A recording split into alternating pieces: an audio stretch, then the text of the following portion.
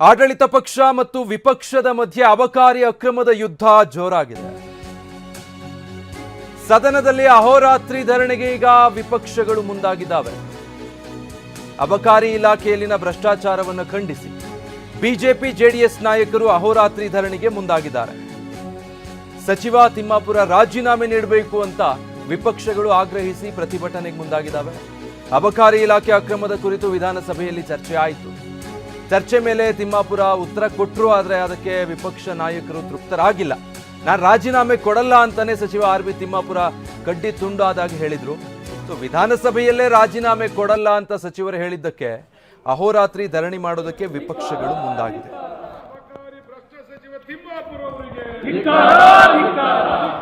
ಇವತ್ತು ಸದನದಲ್ಲಿ ಈ ವಿಚಾರ ದೊಡ್ಡದಾಗಿ ಚರ್ಚೆ ಆಯಿತು.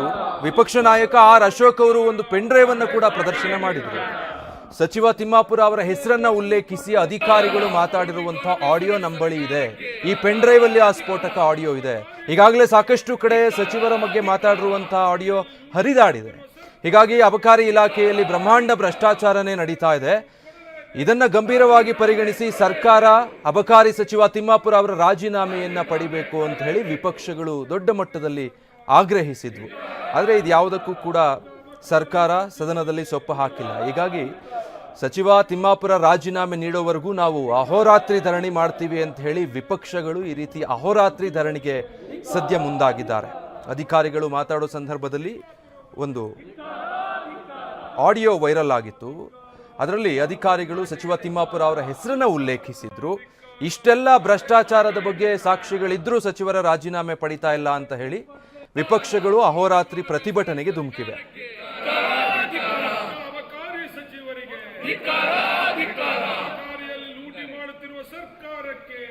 ಇದಕ್ಕೆ ಸಂಬಂಧಪಟ್ಟ ಹಾಗೆ ವಿಪಕ್ಷ ನಾಯಕ ಆರ್ ಅಶೋಕ್ ಮಾತಾಡಿದ್ದಾರೆ. ಏನ್ ಹೇಳಿದ್ದಾರೆ ನೋಡೋಣ.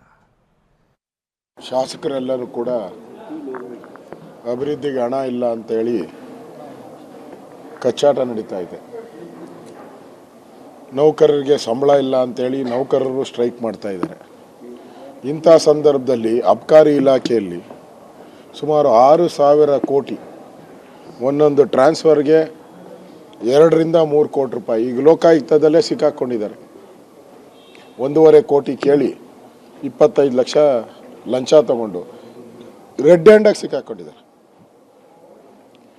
ಈಗಾಗಲೇ ಯಾರು ಸಿಕ್ಕಾಕೊಂಡಿದ್ದಾನೆ ಅವನು ಸುಮಾರು 80 ಈ ಥರ 80 ಲೈಸೆನ್ಸ್ ಕೊಟ್ಟಿದ್ದಾನೆ. 80 ಲೈಸೆನ್ಸ್ ಅಂದರೆ ಒಂದೊಂದು ಇದಕ್ಕೆ 2 ರಿಂದ 3 ಕೋಟಿ ಅಂದರೆ ಎಷ್ಟು ಕೋಟಿಗಳಾಗೈತೆ. ಅಷ್ಟಿದ್ರೂ ಕೂಡ ಅದೆಲ್ಲ ಎಲ್ಲಿ ಕೋತತೆ. ಅಧಿಕಾರಿ ಏನನ 300-400 ಕೋಟಿ ಅವನೊಬ್ಬನೇ ತಿಂದಿದ್ದಾನೆ. ಅವ್ನು 300-400 ಕೋಟಿ ಅವನೊಬ್ಬನೇ ತಿನ್ನಕ್ಕಾಗತ್ತಾ? ಸರ್ಕಾರ ಅಬಕಾರಿ ಮಂತ್ರಿಗಳಿಗೂ ಓದ್ತತೆ, ಮುಖ್ಯಮಂತ್ರಿಗೂ ಓದ್ತತೆ. ಇದೆಲ್ಲನೂ ಕೂಡ ಎಲೆಕ್ಷನ್ಗೆ ಈಗಾಗಲೇ ನರೇಂದ್ರ ಮೋದಿಯವರು ಹಿಂದೆನೇ ಹೇಳಿದ್ದಾರೆ. ಮಹಾರಾಷ್ಟ್ರ ಚುನಾವಣೆ ನಡೆದಾಗ ಇಲ್ಲಿಂದ 700 ಕೋಟಿ ರೂಪಾಯಿ ಹಣವನ್ನು ಮಹಾರಾಷ್ಟ್ರಕ್ಕೆ ಕಳಿಸಿದ್ದಾರೆ ಕಾಂಗ್ರೆಸ್ ಅವರು. ಈಗ ಅಸ್ಸಾಂಗೆ, ತಮಿಳ್ನಾಡಿಗೆ, ಕೇರಳಗೆ ಕಳ್ಸೋಕ್ಕೆ ಇಷ್ಟೊಂದು ಲೂಟಿಯನ್ನು ಹೊಡಿತಾ ಇದ್ದಾರೆ. ಎವಿಡೆನ್ಸ್ ಕೊಟ್ಟಿದ್ದೀನಿ. ಲೋಕಾಯುಕ್ತ ಮೇಲೆ ಕಂಪ್ಲೇಂಟ್ ಆಗಿದೆ, ಅವ್ರ ಮೇಲೆ ಆಡಿಯೋಗಳು ರಿಲೀಸ್ ಆಗಿದೆ. ಸ್ವತಃ ಜಿಲ್ಲಾಧಿಕಾರಿನೇ ಹೇಳಿದ್ದಾರೆ, ಅಬಕಾರಿ ಜಿಲ್ಲಾಧಿಕಾರಿ. ಹೌದು, ನಾವು ಮಂತ್ರಿಗಳಿಗೆ ದುಡ್ಡು ಕೊಡಬೇಕು ಮಂತ್ಲಿ. ಪ್ರತಿ ಅಬಕಾರಿ ಸಚಿವರ ಮೇಲೆ ನೇರವಾಗಿ ಆರೋಪ ಬಂದಿರುವಂಥದ್ದು, ಭ್ರಷ್ಟಾಚಾರದ ಆರೋಪ ಬಂದಂಥ ಸಂದರ್ಭದಲ್ಲಿ ಸ್ವತಃ ಮುಖ್ಯಮಂತ್ರಿಗಳವರ ಬೆನ್ನಿಗೆ ನಿಂತಿರ್ತಕ್ಕಂಥದ್ದು ನೋಡಿದ್ರೆ ಗೊತ್ತಾಗ್ತದೆ. ಈ 5-6 ಸಾವಿರ ಕೋಟಿ ರೂಪಾಯಿ ಹಗರಣ ಇವತ್ತು ಅಬಕಾರಿ ಇಲಾಖೆಯಲ್ಲಿ ಏನು ನಡೆದಿದೆ, ಇಲ್ಲಿಗೂ ಕೂಡ ಪಾಲು ಹೋಗಿದೆ. ಕಾಂಗ್ರೆಸ್ ಪಕ್ಷದ ಹೈಕಮಾಂಡ್ಗೂ ಕೂಡ ಪಾಲು ಹೋಗಿರ್ತಕ್ಕಂಥದ್ದಲ್ಲಿ ಯಾವುದೇ ಒಂದು ಸಂದೇಹವಿಲ್ಲ. ಹಾಗಾಗಿ ಇಂಥ ಬಂಡತನ ಮಾಡ್ತಾ ಇರುವಂಥ ಸಿದ್ದರಾಮಯ್ಯ ಸರ್ಕಾರ ನಾವು ಆಗ್ರಹ ಪಡಿಸ್ತಾ ಇದ್ದೇವೆ. ಮತ್ತೊಮ್ಮೆ ಇಂಥ ಭ್ರಷ್ಟ ಅಬಕಾರಿ ಸಚಿವನ ರಾಜೀನಾಮೆಯನ್ನು ತೆಗೆದುಕೊಳ್ಬೇಕು ಅಂತ ಹೇಳಿ ಇವತ್ತು ಭಾರತೀಯ ಜನತಾ ಪಾರ್ಟಿ ಹಾಗೂ JDS ಎರಡೂ ಪಕ್ಷದ ಶಾಸಕರು ಇವತ್ತು ಅಹೋರಾತ್ರಿ ಧರಣಿಯನ್ನು ನಾವು ಮಾಡ್ತಾ ಇದ್ದೇವೆ. ಸಾವಿರಾರು ಕೋಟಿ ಹಗರಣ ಆಗಿದೆ ಅಂತಕ್ಕಂಥದ್ದು ಇವತ್ತು ಜಗಜ್ಜಾಹೀರಾಗಿ ಇಡೀ ರಾಜ್ಯಾದ್ಯಂತ ಇವತ್ತು ಎಲ್ಲ ಮಾಧ್ಯಮದ ಮುಖಾಂತರ ಮತ್ತು ಜನಗಳ ಮಾತು ಬರ್ತಾ ಇದೆ. ಇದನ್ನು ಕಣ್ಣು ಇದ್ದರೂ ಕೂಡ ಕಾಣದ ರೀತಿಯಲ್ಲಿ ಈ ಸರ್ಕಾರ ಏನು ನಡ್ಕೋತಾ ಇದೆ, ಖಂಡಿತ ಇದನ್ನು ನಾವೆಲ್ಲರೂ ಕೂಡ ಖಂಡಿಸ್ತೇವೆ. ಒಂದು ಕಡೆ ಗಂಡನಿಂದ ದುಡ್ಡು ಕಿತ್ಕೊಳ್ಳೋದು, ಇನ್ನೊಂದು ಕಡೆ ಹೆಂಡತಿ ಕೊಡ್ತಕ್ಕಂಥದ್ದು, ಮತ್ತು ಬೀದಿಯಲ್ಲೂ ಕೂಡ ನೀವು ಅಬ್ಕಾರಿ ಇದನ್ನು ಮಾರ್ತಕ್ಕಂಥ ಕೆಲಸವನ್ನು ಮಾಡ್ತಾ ಇದ್ದೀರಲ್ಲ, ಅದರಿಂದ ಇವತ್ತು ಇದನ್ನೆಲ್ಲ ಕೂಡ ಖಂಡಿಸಿ ನಾವು ಹಿಂದೆ ನಾವೆಲ್ಲ ನೋಡಿದ್ದೇವೆ. ಯಡಿಯೂರಪ್ಪನವರು, ಕುಮಾರಸ್ವಾಮಿಯವರೆಲ್ಲರೂ ಕೂಡ ಸರ್ಕಾರ ಮಾಡಿದಂಥ ಸಂದರ್ಭದಲ್ಲಿ ಏನು ಹೆಣ್ಮಕ್ಳ ಕಣ್ಣೀರನ್ನ ನೋಡಿ ಅವತ್ತು ಅರಾಕ್ನ ಬ್ಯಾನ್ ಮಾಡಿದಂಥದ್ದು, ಲಾಟ್ರಿ ಬ್ಯಾನ್ ಮಾಡಿದಂಥದ್ದು, ಇದೆಲ್ಲ ಕೂಡ ನಮಗೆ ನಿದರ್ಶನ ಇದೆ. ಇದರಿಂದ ಈ ಪಾಪದ ಹಣದಿಂದ ನೀವು ಸರ್ಕಾರ ಅಬ್ಕಾರಿ ಇಲಾಖೆಯಲ್ಲಿ ಕರ್ನಾಟಕ ರಾಜ್ಯದಲ್ಲಿ ಒಂದು ಇಲಾಖೆಯಲ್ಲಿ ಇಷ್ಟು ದೊಡ್ಡ ಪ್ರಮಾಣದ ಒಂದು ಬ್ರಹ್ಮಾಂಡವಾದಂಥ ಭ್ರಷ್ಟಾಚಾರ ಯಾವತ್ತೂ ಕೂಡ ಕರ್ನಾಟಕ ಕಂಡಿರಲಿಲ್ಲ. ಈ ಭ್ರಷ್ಟಾಚಾರದ ಕೇಂದ್ರ ಬಿಂದು ಯಾರು ಅಂತ ಕೇಳಿದರೆ ಸಚಿವರ ಕಚೇರಿ, ಸಚಿವರ ಮನೆಯೇ ಇದರ ಕೇಂದ್ರ ಬಿಂದು. ಮತ್ತು ಇದಕ್ಕೆ ಸಂಪೂರ್ಣವಾದಂಥ ಬೆಂಬಲವನ್ನು ಮುಖ್ಯಮಂತ್ರಿಗಳು ಮತ್ತು ಕಾಂಗ್ರೆಸ್ಸಿನ ಹೈಕಮಾಂಡ್ ಕೊಟ್ಟಿದ್ದರ ಕಾರಣಕ್ಕೆ ಇವತ್ತೊಬ್ಬ ಸಚಿವ ಲೈಸೆನ್ಸ್ನಲ್ಲಿ, ವರ್ಗಾವಣೆಯಲ್ಲಿ, ಪರವಾನಗಿಯನ್ನು ನವೀಕರಣ ಮಾಡೋದ್ರಲ್ಲಿ, ಇದೆಲ್ಲದರಲ್ಲೂ ಕೂಡ ಇಷ್ಟು ದೊಡ್ಡ ಪ್ರಮಾಣದ ಭ್ರಷ್ಟಾಚಾರ ಮಾಡಲಿಕ್ಕೆ ಸಾಧ್ಯ ಆಗಿದೆ. ಲೋಕಸಭಾ ಚುನಾವಣೆ ಬಂದಾಗ ಇದೇ ಸರ್ಕಾರ ವಾಲ್ಮೀಕಿ ಹಗರಣವನ್ನು ಮಾಡಿ ಸರ್ಕಾರದ ಒಂದು ನಿಗಮದ ಹಣವನ್ನು ಲೋಕಸಭಾ ಚುನಾವಣೆಗೆ ಬಳಸಿಕೊಂಡಂಥ ದಾಖಲೆಗಳು ಇವತ್ತಿಗೂ ಕೂಡ ಇದೆ. ಈಗ 5 ರಾಜ್ಯದ ಚುನಾವಣೆಗಳು ನಡೀತಾ ಇರುವಂಥ ಸಂದರ್ಭದಲ್ಲಿ ಒಂದು ಇಲಾಖೆಯನ್ನು ಭ್ರಷ್ಟಾಚಾರ ನಡೆಸಿ ಅದರಿಂದ ಬಂದಂಥ ಹಣವನ್ನು ಕಾಂಗ್ರೆಸ್ ಹೈಕಮಾಂಡಿಗೆ ಕೊಡುವಂಥ ಒಂದು ದೊಡ್ಡ ತಯಾರಿಯನ್ನು ಸರ್ಕಾರ ಇವತ್ತು ಮಾಡಿತ್ತು. ಸ್ವತಃ ಅಬ್ಕಾರಿ ಇಲಾಖೆಯ DCI ಇದರಲ್ಲಿ ಭಾಗಿಯಾಗಿರುವಂಥದ್ದು, ಕಾಂಟ್ರಾಕ್ಟ್ದಾರರು, ಅಬ್ಕಾರಿ ಇಲಾಖೆಯ ಸಂಘದವರು ನೇರ ಆರೋಪಗಳನ್ನು ಮಾಡಿದ್ದಾರೆ, ಆಡಿಯೋ ರೆಕಾರ್ಡ್ಗಳಿದೆ. ಇವೆಲ್ಲವೂ ಹಿನ್ನೆಲೆಯಲ್ಲಿ ಮುಖ್ಯಮಂತ್ರಿಗಳಿಗೆ ನೈತಿಕತೆ ಇದ್ರೆ ತಕ್ಷಣ ಅವರನ್ನ ವಜಾ ಮಾಡಬೇಕಾಗಿತ್ತು ಸಚಿವ ಸಂಪುಟದಿಂದ. ಇಷ್ಟೆಲ್ಲ ಸಾಕ್ಷಿ ಆಧಾರಗಳನ್ನು ಸಾಕ್ಷಿ ಸಮೇತವಾಗಿ ಸದನದಲ್ಲಿ ಎಲ್ಲವನ್ನೂ ಮಂಡಿಸಿದ್ರು. ಇದ್ಯಾವುದು ಸಾಕ್ಷಿಗೆ ಲೆಕ್ಕ ಕೊಡದೆ ಹಿಂದೆ ಹೀಗಾಗಿತ್ತು, ಮುಂದೆ ಹೀಗಾಗಿತ್ತು, ಇವೆಲ್ಲವೂ ಕಾರಣಗಳನ್ನ ಕೊಟ್ಕೋತಾ ಆ ಸಂದರ್ಭದಲ್ಲಿ ಹೀಗಾಯಿತು.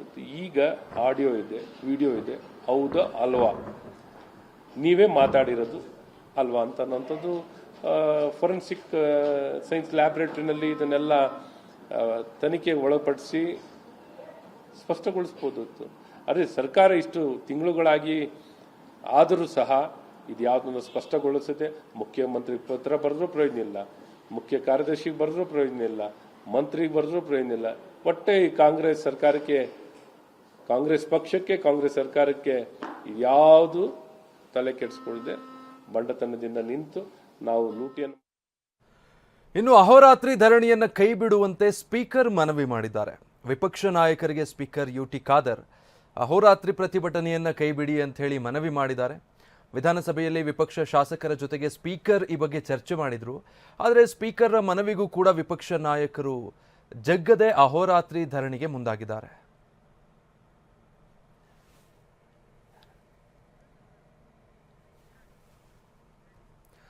ಡೀಟೇಲ್ಸ್ ಕೊಡ್ತಾರೆ ವಿಧಾನಸೌಧದ ಸಮೀಪದಿಂದ ನಮ್ಮ ಪ್ರತಿನಿಧಿ ಕಿರಣ್ ಲೈವ್ ಅಲ್ಲಿ ಜಾಯ್ನ್ ಆಗ್ತಾ ಇದ್ದಾರೆ. ಕಿರಣ್, ಸ್ಪೀಕರ್ ಮನವೊಲಿಸಿದ್ರು, ಬಟ್ ಅದಕ್ಕೆ ವಿಪಕ್ಷ ನಾಯಕರು ಯಾರು ಕೂಡ ಕ್ಯಾರೆ ಅಂದಿಲ್ಲ. ಅಹೋರಾತ್ರಿ ಧರಣಿಗೆ ಮುಂದಾಗ್ತಿದ್ದಾರೆ. ಏನ್ ಹೇಳ್ತಾರೆ ವಿಪಕ್ಷ ನಾಯಕರು? ವಿಜಯ್, ಕಲಾಪವನ್ನು ಮುಂದೂಡಲ್ಪಟ್ಟ ಬಳಿಕ ಸ್ಪೀಕರ್ UT ಖಾದರ್ ಹಾಗೂ ಡೆಪ್ಟಿ ಸ್ಪೀಕರ್ ರುದ್ರಪ್ಪ ಲಮಾಣಿ ಮತ್ತು ವಿಧಾನಸಭೆ ಸರ್ಕಾರಿ ಮುಖ್ಯ ಸಚೇತಕ ಅಶೋಕ್ ಪಟ್ಟಣ್ 3 ಜನ ಕೂಡ ವಿಪಕ್ಷ ನಾಯಕರು ಮತ್ತು ವಿಪಕ್ಷದ ಸದಸ್ಯರು ಬಿಜೆಪಿ ಹಾಗೂ JDS ಎರಡೂ ಪಕ್ಷ ಸದಸ್ಯರನ್ನ ಮನವೊಲಿಸುವಂತ ಒಂದು ಪ್ರಯತ್ನವನ್ನು ಮಾಡಿದ್ರು. ಆದರೆ ಆ ಮನವೊಲಿಕೆ ಪ್ರಯತ್ನಕ್ಕೆ ಯಾವುದೇ ರೀತಿಯಲ್ಲೂ ಕೂಡ ಬಿಜೆಪಿ ಹಾಗೂ JDSನ ಶಾಸಕರು ಬಗ್ಲಿಲ್ಲ. ಹೀಗಾಗಿ ಅವರು ಅಹೋರಾತ್ರಿ ಧರಣಿಯನ್ನ ಮುಂದುವರಿಸುವಂತ ತೀರ್ಮಾನವನ್ನು ಕೈಗೊಂಡು ಈಗ ವಿಧಾನಸಭೆಯಲ್ಲೇ ತಮ್ಮ ಧರಣಿಯನ್ನ ಎರಡೂ ಪಕ್ಷಗಳ ಸದಸ್ಯರು ಮುಂದುವರಿಸಿದ್ದಾರೆ. ಹೀಗಾಗಿ ಅವರಿಗೆ ಬೇಕಾದಂತಹ ಎಲ್ಲಾ ರೀತಿಯಂತಹ ವ್ಯವಸ್ಥೆಯನ್ನು ಕೂಡ ಕಲ್ಪಿಸಲಾಗಿದೆ. ಅಂದ್ರೆ ರಾತ್ರಿ ಮಲಗೋದಕ್ಕೆ ಬೇಕಾಗಿರುವಂತಹ ವ್ಯವಸ್ಥೆ ಮತ್ತು ರಾತ್ರಿಯ ಊಟದ ವ್ಯವಸ್ಥೆಯನ್ನ ವಿಧಾನಸಭೆ ಸಚಿವಾಲಯದ ವತಿಯಿಂದ ಈಗ ವ್ಯವಸ್ಥೆಯನ್ನು ಮಾಡಲಾಗಿದೆ. ಹೀಗಾಗಿ ಅಹೋರಾತ್ರಿ ಧರಣಿ ವಿಧಾನಸಭೆಯಲ್ಲಿ ಸದನದಲ್ಲಿ ಇನ್ನೂ ಕೂಡ ಮುಂದುವರೆದಿದೆ. ಸ್ಪೀಕರ್ ಹಾಗೂ ಡೆಪ್ಟಿ ಸ್ಪೀಕರ್ ಅವರು ಮನವೊಲಿಕೆ ಮಾಡುವಂತಹ ಪ್ರಯತ್ನವನ್ನು ಮಾಡಿದ್ರು. ನಾಳೆ ಕೊನೆಯ ದಿನವಾಗಿರುವಂತಹ ಹಿನ್ನೆಲೆಯಲ್ಲಿ ಒಂದು ದಿನ ಅಧಿವೇಶನ ಮುಕ್ತಾಯವಾಗೋದಕ್ಕೆ ಇರುವಂತಹ ಹಿನ್ನೆಲೆಯಲ್ಲಿ ಈ ಒಂದು ಅಹೋರಾತ್ರಿ ಧರಣಿಯನ್ನು ಕೈಗೊಳ್ಳೋದು ಬೇಡ ಅನ್ನುವಂತಹ ಮನವಿಯನ್ನ ಮಾಡುವಂತಹ ಪ್ರಯತ್ನವನ್ನು ಕೂಡ ಮಾಡಿದ್ರು. ಆದ್ರೆ ಮನವಿಗೆ ಯಾವುದೇ ರೀತಿಯಲ್ಲೂ ಕೂಡ ವಿಪಕ್ಷ ಸದಸ್ಯರು ಜಗ್ಲಿಲ್ಲ. ಹಾಗಾಗಿ ಧರಣಿಯನ್ನ ಮುಂದುವರಿಸಿದ್ರು.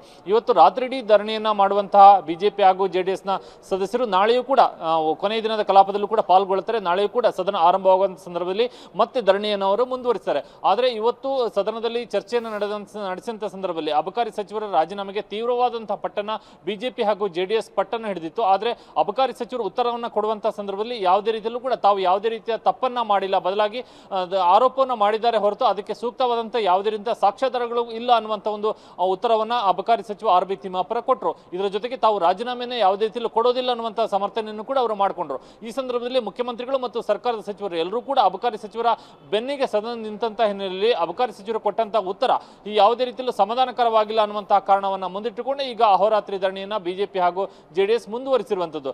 ಈ ರಾತ್ರಿ ಊಟದ ಬಳಿಕ ಬಹುತೇಕ ಧರಣಿ ಮುಂದುವರಿಯುತ್ತೆ. ಆ ಒಂದು ಧರಣಿಯಲ್ಲಿ ಈ ಹಿಂದೆ ಎಲ್ಲ ಕೂಡ ವಿಧಾನಸಭೆಯಲ್ಲಿ ಅಹೋರಾತ್ರಿ ಧರಣಿ ನಡೆಸಿದ ಸಂದರ್ಭದಲ್ಲಿ ರಾತ್ರಿ ವಿಧಾನಸಭೆಯ ಕಾರಿಡಾರ್ಗಳಲ್ಲಿ ಶಾಸಕರು ಒಟ್ಟಾಗಿ ತೆರಳುವಂಥದ್ದು, ಭಜನೆಯನ್ನ ಮಾಡುವಂಥದ್ದು, ಈ ರೀತಿಯಾದ ಹಾಡುಗಳನ್ನ ಹಾಡುವಂಥದ್ದು, ಈ ರೀತಿಯಾದಂತಹ ರೀತಿಯಲ್ಲಿ ಸ್ವರೂಪದಲ್ಲಿ ಪ್ರತಿಭಟನೆಯನ್ನ ಮಾಡ್ತಾ ಇದ್ರು. ಆದರೆ ಈಗಲೂ ಕೂಡ ಇಲ್ಲಿ ಅದೇ ಸ್ವರೂಪದಲ್ಲಿ ಪ್ರತಿಭಟನೆಯನ್ನ ಮಾಡುವಂತಹ ಸಾಧ್ಯತೆಗಳಿವೆ. ಈಗ ಸದ್ಯಕ್ಕೆ ವಿಧಾನಸಭೆಯ ಮೊಗಸಾಲೆಯಲ್ಲಿ ಎರಡು ಪಕ್ಷಗಳ ಶಾಸಕರು ರಾತ್ರಿಯ ಊಟದಲ್ಲಿ ತೊಡಗಿದರೆ ಊಟದ ಬಳಿಕ ಈ ರೀತಿಯಾದಂತಹ ಹಾಡುಗಳನ್ನ ಹಾಡುವಂತಹ ಒಂದು ಕಾರ್ಯಕ್ರಮಗಳನ್ನು ಹಾಕಿಕೊಳ್ಳುವಂತಹ ಸಾಧ್ಯತೆ ಕೂಡ ಇದೆ. ಹೀಗಾಗಿ ಪ್ರತಿಭಟನೆ ಈಗ ಸದ್ಯಕ್ಕೆ ಮುಂದುವರಿದೆ. ನಾಳೆ ಬೆಳಗಿನವರೆಗೂ ಕೂಡ ಪ್ರತಿಭಟನೆ ಮುಂದುವರಿಯುತ್ತೆ. 10 ಗಂಟೆಗೆ ಕಲಾಪ ಆರಂಭವಾದ ಬಳಿಕ ಮತ್ತೆ ಸದನದಲ್ಲೂ ಕೂಡ ವಿಪಕ್ಷ ಬಿಜೆಪಿ ಹಾಗೂ JDS ತಮ್ಮ ಪ್ರತಿಭಟನೆಯನ್ನು ಮುಂದುವರಿಸ್ತಾರೆ. Vijay, thank you Kiran.